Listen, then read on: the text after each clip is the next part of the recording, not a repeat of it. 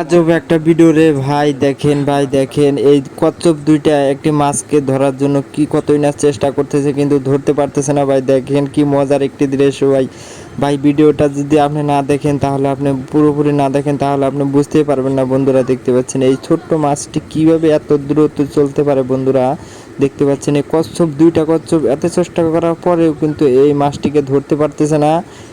এই মাছটি এত চালাক যে এই মাছটির পিছনে তারা লাগিয়ে আছে, কিন্তু ধরার জন্য এত চেষ্টা করতেছে কিন্তু ধরতে পারতেছে না। আল্লাহ তাআলা ভাই দেখেন, আল্লাহ তাআলা এই ছোট্ট একটি মাছকে কতটা জ্ঞান দিয়েছেন বা কতটা জ্ঞান অর্জন করতে পারছে সে। দেখেন কি মজার একটি দৃশ্য ভাই। ভাই যদি আপনি মজার দৃশ্যটি না দেখেন বা একটু না হাসেন তাহলে কি হয় বন্ধুরা। দেখেন এই মাছটি কিভাবে দেখেন নড়তেছে ভাই।